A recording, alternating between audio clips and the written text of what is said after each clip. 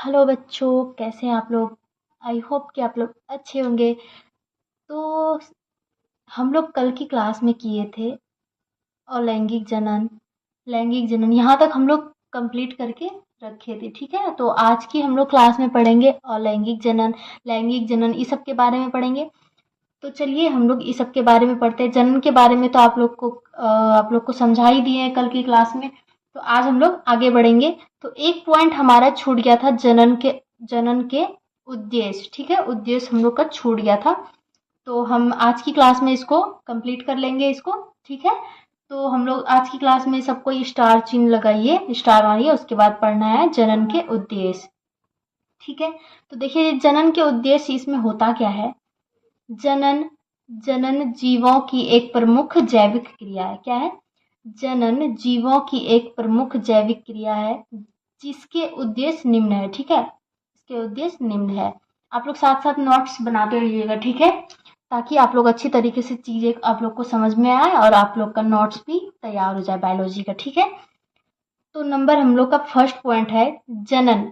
जनन के माध्यम से ही जनन के माध्यम से ही जाति की निरंतरता सदैव बनी रहती है। जनन के माध्यम से क्या होता है, जाति का निरंतरता सदैव क्या होता है, बनी रहता है। ठीक है, क्या होता है जनन के माध्यम से जाति का निरंतरता। तो इसमें क्या होता है, जनन करेंगे तभी तो हमारे आगे जाति बढ़ती रहेगी। तो वही इसमें बता रहा है कि ये निरंतरता इसका सदैव बनी रहती है जाति का। ठीक है, तो नेक्स्ट पॉइंट हम लोग का क्या है, नेक्स्ट पॉइंट क्या है, जीव जनन करते हैं। ठीक है, जीव, सही बात है, जीव जनन करते हैं।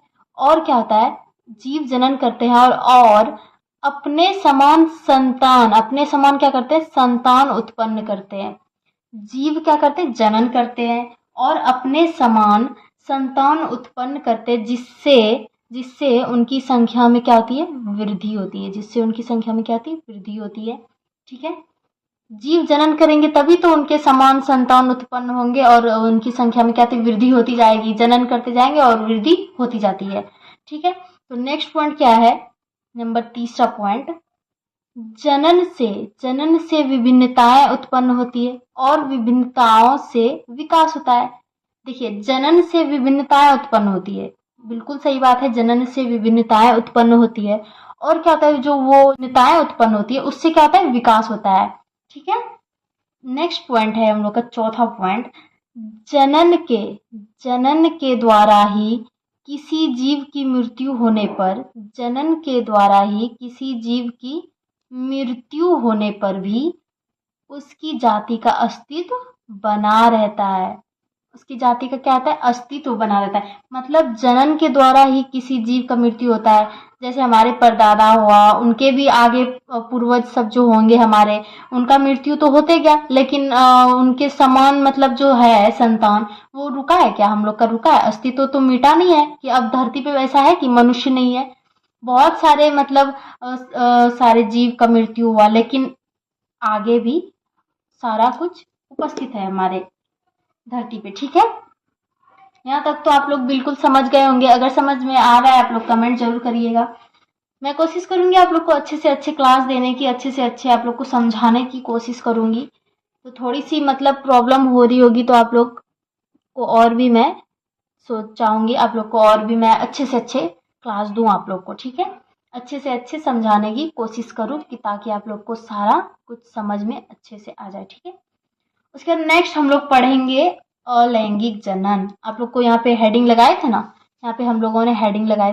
तो दो टाइप था इसका, हेडिंग नहीं लगाए थे, दो टाइप था, अलैंगिक जनन और लैंगिक जनन, असेक्सुअल रिप्रोडक्शन और सेक्सुअल रिप्रोडक्शन। तो हम लोग आज पढ़ेंगे असेक्सुअल रिप्रोडक्शन। ठीक है, असेक्सुअल रिप्रोडक्शन ये हम लोग आज पढ़ेंगे। तो ये असेक्सुअल रिप्रोडक्शन होता क्या है, अलैंगिक जनन क्या होता है। तो अलैंगिक जनन होता क्या है, एक ही क्या जनक से संतान की उत्पत्ति होती है। मतलब एक ही जनक से संतान की उत्पत्ति। उसमें अलैंगिक जनन में क्या बोला जाता है, इसमें जनक एक ही होता है और उसी से समान समान संतान की उत्पत्ति होता है। उसी को क्या कहते हैं, अलैंगिक जनन कहते हैं। सिंपल सा है, इसमें ज़्यादा कुछ नहीं है। कोई पूछेगा अलैंगिक जनन होता क्या है, तो एक उसमें क्या होता है, एक ही जनक होता है, और एक ही जनक से क्या होता है, एक ही जनक से क्या होता है, संतान की उत्पत्ति होता है। ठीक है, इजी सा है, इसमें बिल्कुल इसमें कोई भी टेंशन नहीं कि इसमें कुछ समझ में नहीं आ रहा है। एकदम सिंपल सा इसमें है कि इसमें एक ही जनक होता है, उसी से समान, उसके समान ही संतान की उत्पत्ति होता है। ठीक है, उसके बाद हम लोग क्या पढ़ेंगे, उसके बाद इसका पढ़ेंगे ये मतलब कैसे होता है, एक ही जनक से समान संतान की उत्पत्ति कैसे होता है, तो वो हम लोग आप लोग को समझाएंगे भी। ठीक है, तो आप लोग देखिए आगे कैसे होता है। देखिए, ये जैसे कि हम लोग ले लिए एक कोष की जीव। ठीक है, तो ये एक अमीबा है। ये मैंने एग्जाम्पल आप लोग को कल भी मैं समझाई थी ये एग्जाम्पल आप लोग को। ये जैसे अमीबा है, ठीक है, तो ये देखिए कैसे विभाजित होता है। ये एक ही जनक है अमीबा। ठीक है, एक ही जनक है। ये क्या है, मातृ कोशिका, मतलब एक ही कोशिका जिसमें एक जनक, ये एक जनक है जिसमें एक ही कोशिका है।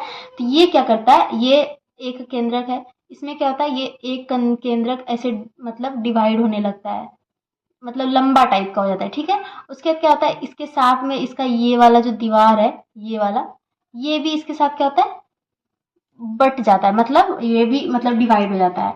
और उसके उसके साथ क्या होता है, ये दो पार्ट में बट जाता है, पूरी तरह विभाजित हो जाता है। एक एक जनक है और ये क्या होता है, दो पार्ट में विभाजित हो जाता है यहाँ पे। तो ये क्या बन जाता है, पुत्री कोशिका बन जाता है। क्या बन जाता है, पुत्री कोशिका बन जाता है। ठीक है, उसमें क्या होता है, इसमें देखिए क्या होता है, इसका जैसे विशेषताएं बोलेगा, अलैंगिक जनन का विशेषताएं क्या होता है, इसमें होता क्या क्या है, कुछ मतलब होता है ना विशेषताएं, उसमें क्या विशेषता है, तो उसको हम लोग जान लेते हैं। इसमें क्या होता है, आप लोग लिखते जाइएगा साथ साथ। इसमें क्या होता है, इसमें इसमें युग्मक निर्माण नहीं होता। इसमें क्या नहीं होता है, युग्मक का निर्माण नहीं होता है। इसमें युग्मक का निर्माण नहीं होता है, सही बात है, इसमें युग्मक का निर्माण नहीं होता है। क्यों नहीं होता है, क्योंकि इसमें निषेचन नहीं होता है। अब निषेचन क्यों नहीं होता है, इसमें ऐसा होगा ना कि इसमें निषेचन की क्रिया नहीं होती है। तो देखिए, निषेचन की क्रिया होगी तभी तो इसमें युग्मक का निर्माण होगा। निषेचन की क्रिया होने के लिए क्या होता है, नर का शुक्राणु, मादा का अंडाणु, दोनों अगर वो निषेचन फर्टिलाइजेशन होगा तभी तो युग्मक का निर्माण होगा। इसीलिए इसमें युग्मक का निर्माण नहीं होता, क्योंकि इसमें नर और मादा तो होती नहीं है। तो इसमें नर और मादा नहीं होती है, तो इसलिए क्या होता है, युग्मक का निर्माण नहीं होता है। ठीक है, चीजें समझ में आ रही है आप लोग को। उसके बाद क्या बोला जाता है इसमें, इससे इससे उत्पन्न जीव अपने जनक के एकदम समान होता है। इससे क्या होता है, इससे उत्पन्न जीव अपने जनक के एकदम समान होता है, इसलिए इसे क्या कहते हैं, क्लोन भी कहते हैं। क्लोन मतलब क्या, समान, एक समान, मतलब डिफरेंस नहीं। जैसे यहाँ पे देखिए, जैसे यहाँ पे अमीबा ये है, तो ये सेम टू सेम यहाँ पे है, इसका सेम टू सेम ये अपना मतलब संतान को उत्पन्न किया। ये कुछ डिफरेंस है क्या, नहीं होता है, इसमें कुछ भी डिफरेंस नहीं होता, एक समान, उसी को बोला जाता है क्लोन। ठीक है, क्लोन आप लोग समझ गए, उसी को क्या कहते हैं। जैसे कि एग्जाम्पल के तौर पे आप लोग को समझ में आता है, जैसे बैक्टीरिया, कवक, प्रोटोजोआ, अमीबा, ये सब भी हो सकता है। ठीक है, ये सब क्या है, ये सब कैसे करते हैं, ये सब जनन कैसे करते हैं, अलैंगिक जनन करते हैं। ये लोग अलैंगिक जनन है, मतलब एक कोशिका है ये सब के अंदर। ठीक है, ये लोग मातृ कोशिका, एक जनक होते हैं, एक जनक से अपने समान, ये लोग अपने समान संतान की उत्पत्ति करता है। ठीक है, समझ गए होंगे आप लोग। अब नेक्स्ट हम लोग पढ़ेंगे अलैंगिक जनन की विधियां। अलैंगिक जनन की क्या पढ़ेंगे, विधियां पढ़ेंगे हम लोग।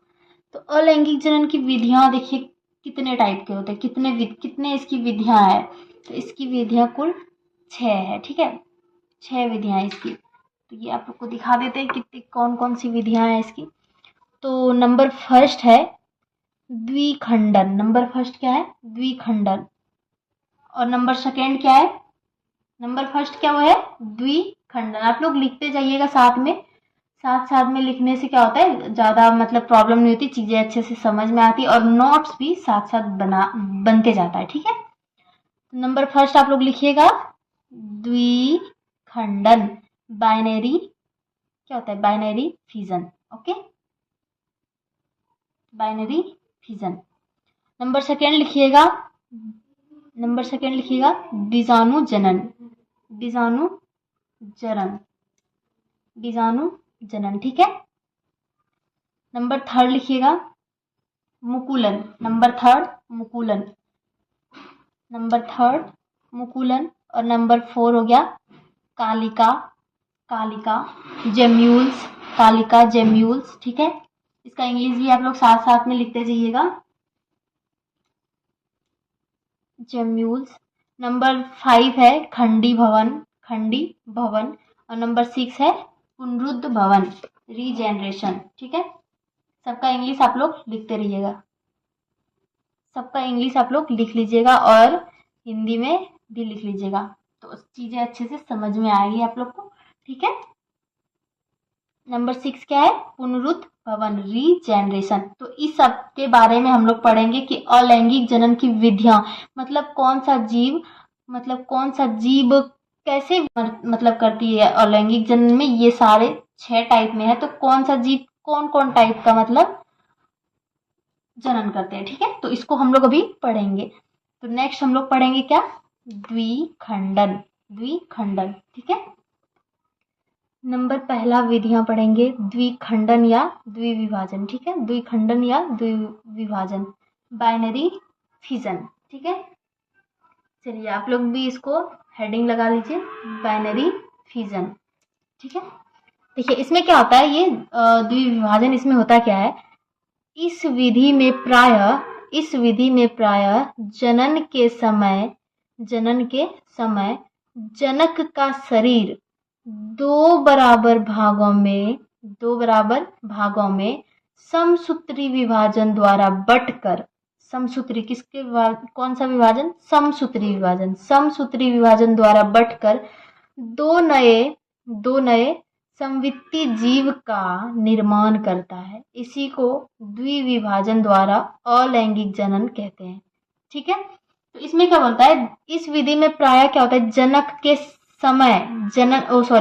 के समय जनक का शरीर क्या होता है, दो पार्ट में क्या होता है, बट जाता है, दो पार्ट में बट जाता है। और वो क्या होता है, वो भी किस पार्ट में, समसूत्री विभाजन द्वारा बटता है ये दो पार्ट में, ठीक है।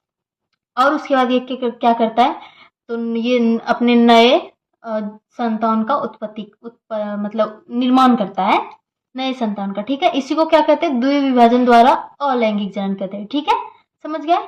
तो ये क्या होता है, यह प्रायः एक कोष की जीवा में होता है, यह प्रायः किसमें, कौन से, अभी अगर पूछेगा कि द्विखंडन या द्विविभाजन कौन से जीवों में होता है, तो एक कोष की जीवों में होता है। कौन सा जीवों में होता है, एक कोष की जीवों में होता है। अब एक कोष की जीवों जैसे पूछे नाम बताइए, तो नाम आप लोग क्या बताइएगा, नाम क्या होगा, अमीबा हो गया, यूग्लिना हो गया, ठीक है। तो इसका एग्जाम्पल तो हम लोग बताए ही आपको कि कैसे कैसे ये अपने संतान का उत्पत्ति करता है, मतलब निर्माण करता है, ठीक है।